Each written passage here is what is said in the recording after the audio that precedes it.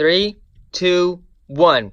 What's up, guys? It's your boy Yeet here, and I'm bringing you an updated Prank Kids deck profile for Yu-Gi-Oh! May 2019. Yesterday, I took this to a locals. I went undefeated, and my matchups were Salmon Great, Orcust, Endomium, and a Crusadia deck. I am going to be going into Yu-Gi-Oh! Philly Regionals this Saturday.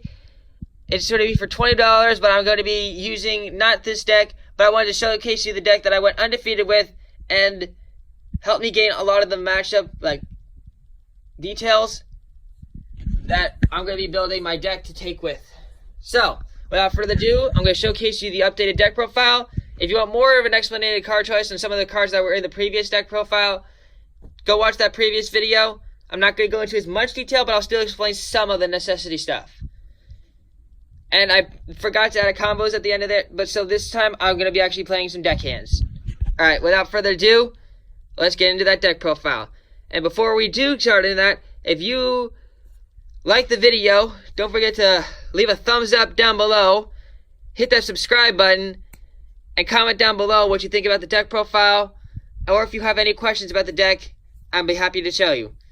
Alright, starting off with the monsters, we have the same 3 Prank Kids. We have 3 Prank Kid Fansies, 3 copies of Prank Kid Dropsies, 3 copies of Prank Kid Lamp,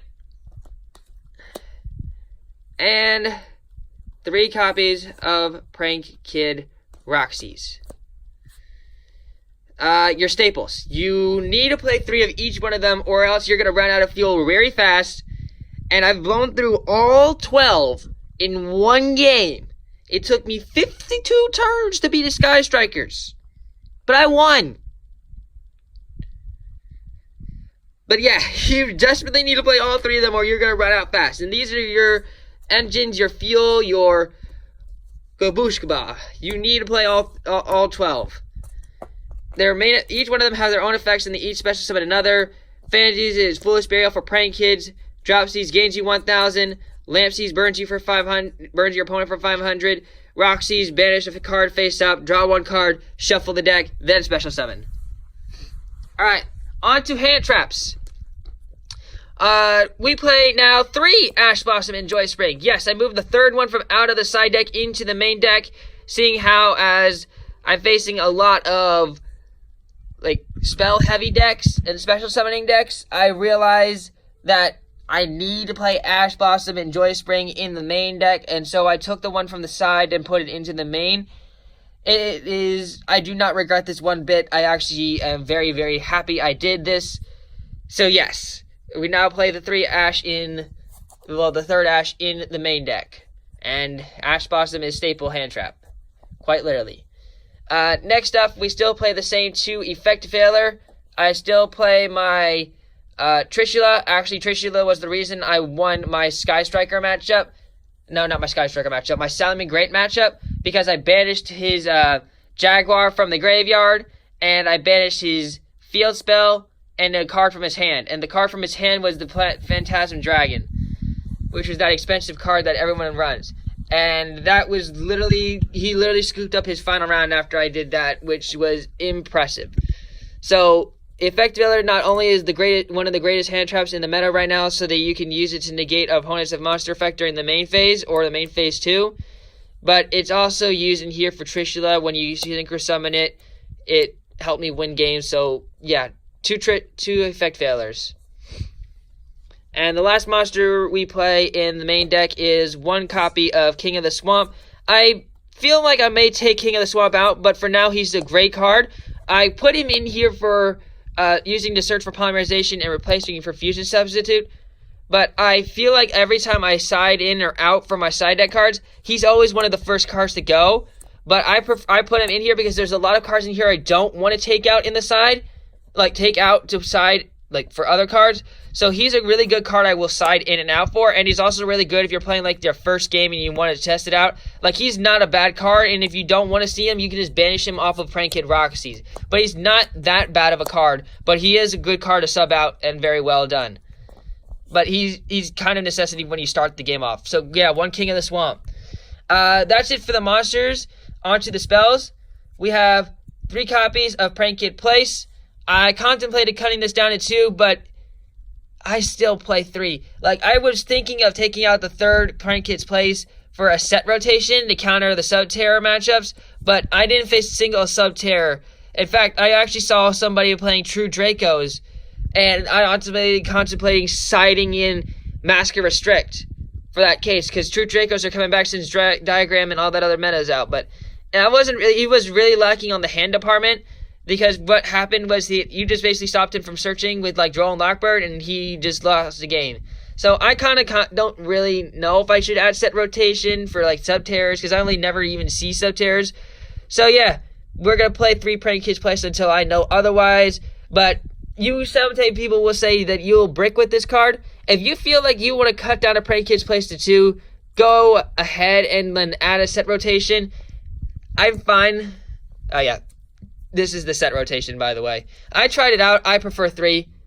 I don't brick. I actually like the consistency, because I feel like I will open. This is another way of me seeing another Prank Kids monster, basically. So basically, I will always activate the field spell and search the last one I'm required for my fusion summoning. And I love the fact of the gaining and my opponent losing. That's how I win majority of my games. Like, I can remember against the Sky Striker matchup, how I won that was because I literally co-linked Bow Wow Bark, Dodo Doodle Doo, and with Prank Kids place on the field, having my opponents lose 500 twice.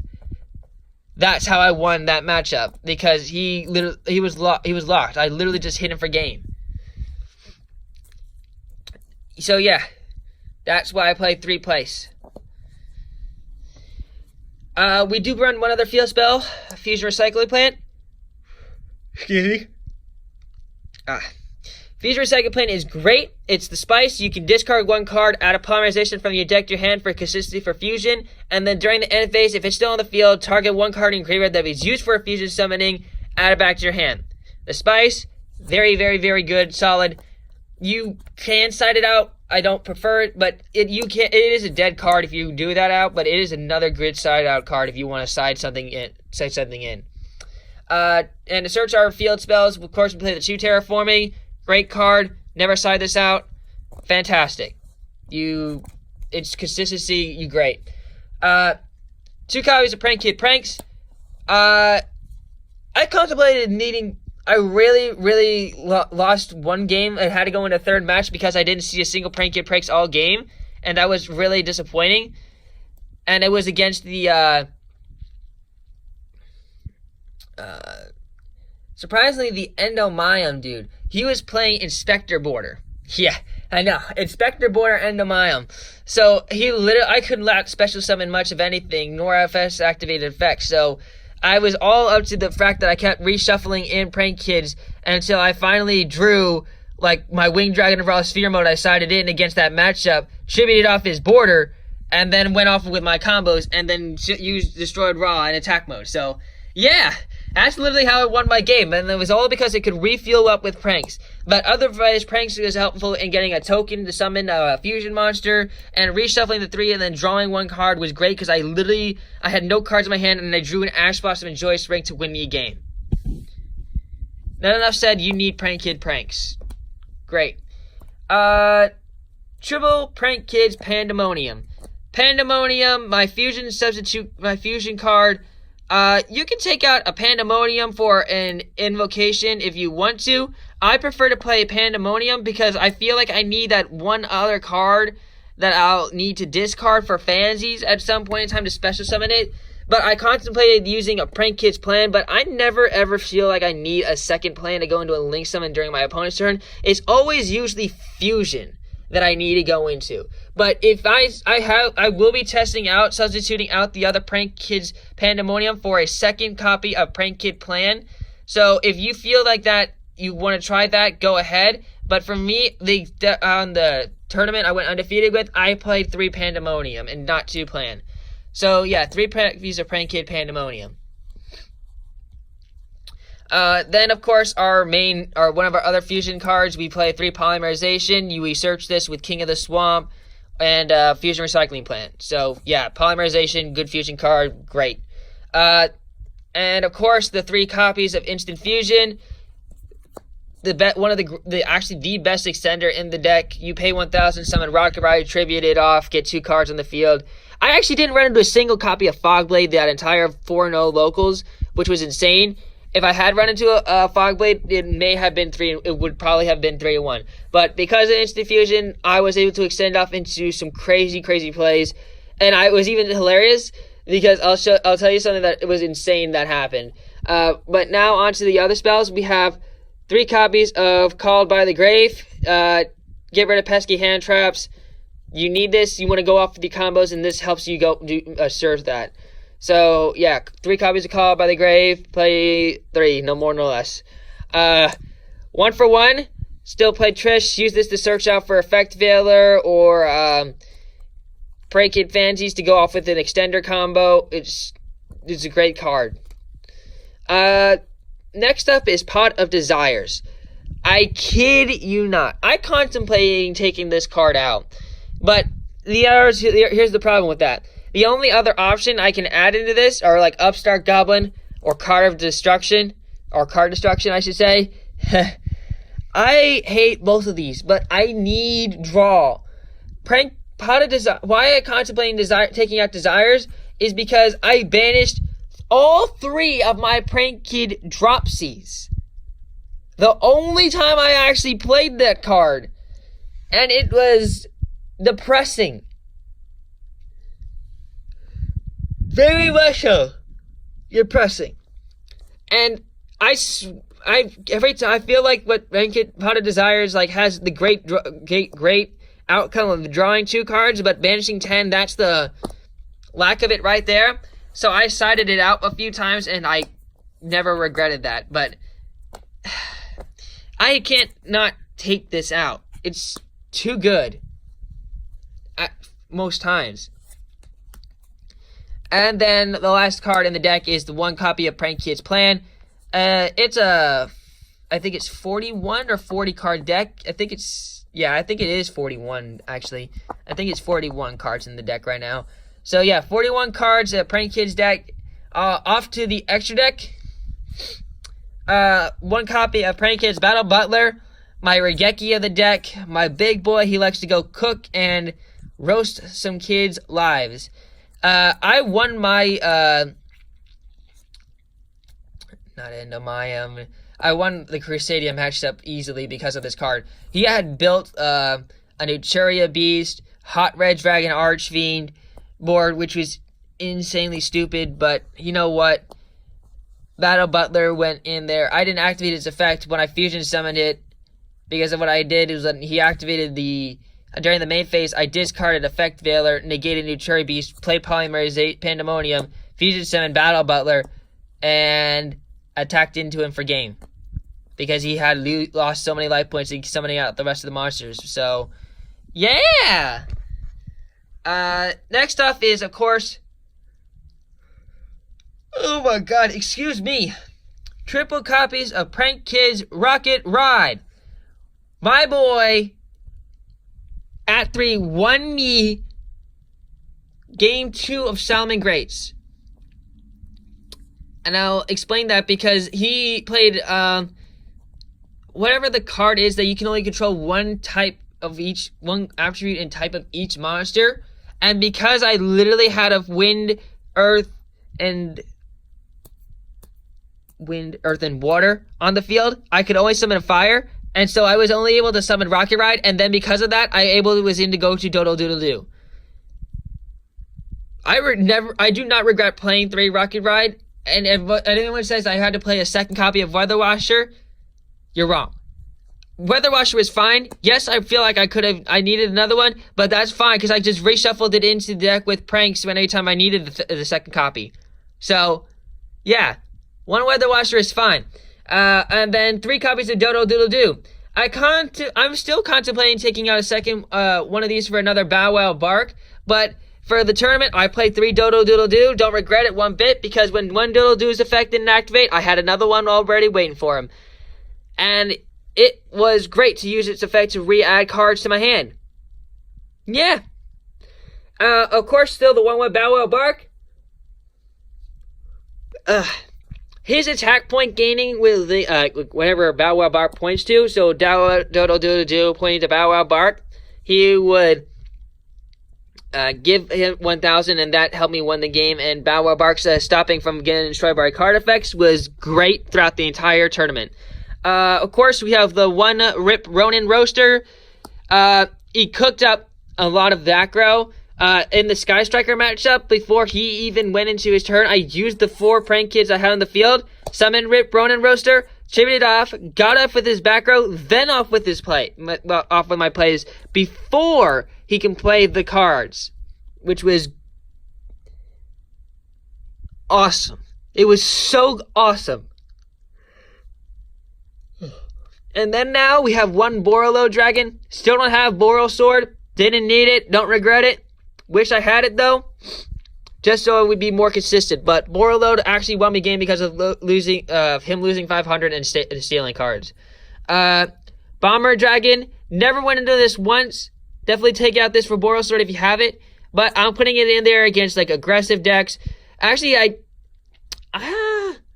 actually forget. I think I actually may have made this against my Crusadia matchup and beat him in second round because of that, blowing up his Crusadia board, so he couldn't go off into his his Synchro plays. Of course, we play my boy Trishula Dragon of the Ice Barrier. Won me the Salmon Grape matchup. Great for banishing cards. It's like hitting DD Crow in the deck. Next up for the pesky graveyard decks, I finally got my copy on this for $4. Abyss Dweller. It was really, really good. You make this with 2 copies of Prank Kid Roxy's, and then you stick it on there and affect cards that activate in the graveyard were shut down. So yeah, Abyss Dweller, really good. Cursed Javelin. Won me more games than I could use with Totally Awesome. Do not sleep on Javelin. Yes, you can play Totally Awesome. Fine, do that. If that's how you want to play the deck, go ahead. I play Prank Kids aggressive. I put Javelin on the field, detaching Zedril, effect negated, attack and defense 0.0, Javelin, attack, game, 16 Nabuku face. And it made a main target, but the fact that it effect negates is insane. So yes, I really, really do not regret Javelin. So that's it for the extra deck. I'll showcase you the side deck where most of my victory cards came out of.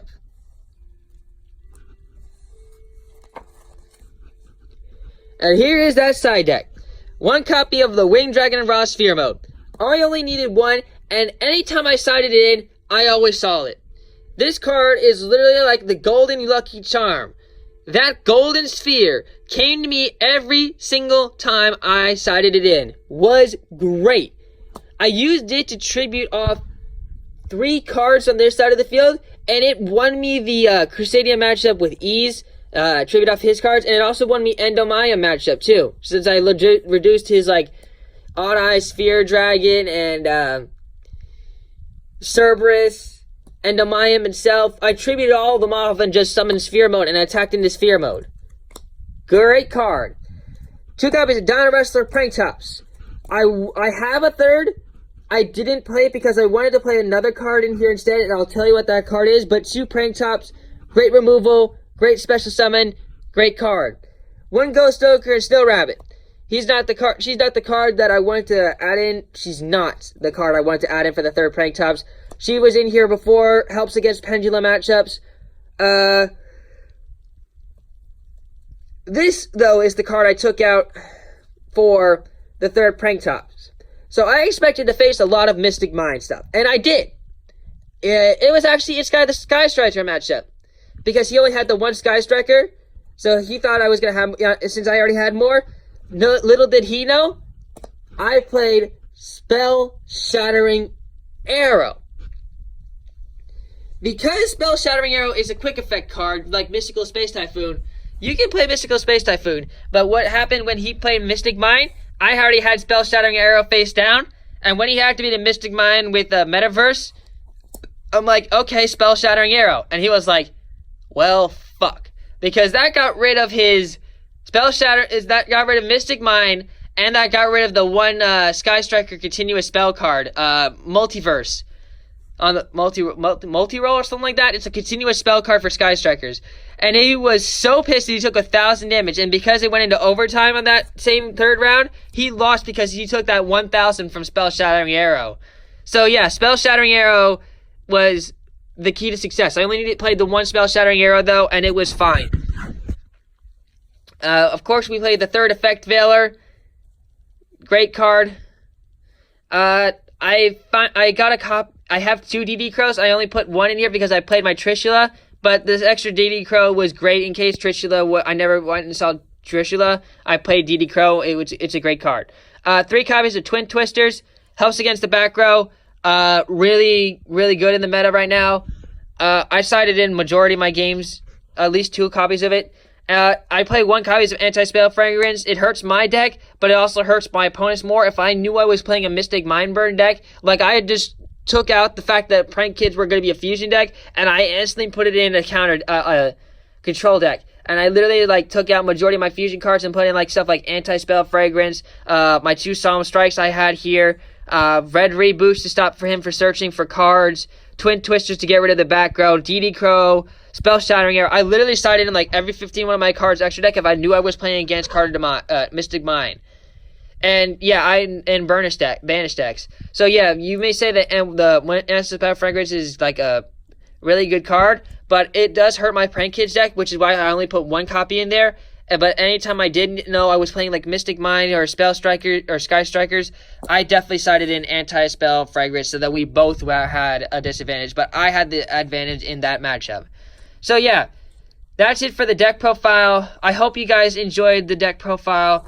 If you enjoyed the deck profile, again, leave a like down below, subscribe, and wish me luck, because I'm going to be heading to Philly Regionals, hopefully. And so, let's see what the results is. I'm going to be taking the Salome Great deck profile that I've been working on there. So, I will showcase you that deck profile once I'm back from Regionals and show you what the results were if I end up going.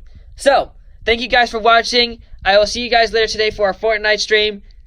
I hope you enjoyed the video. And this is your boy Yeet signing out. Have a fantastic day. And eat y'all later.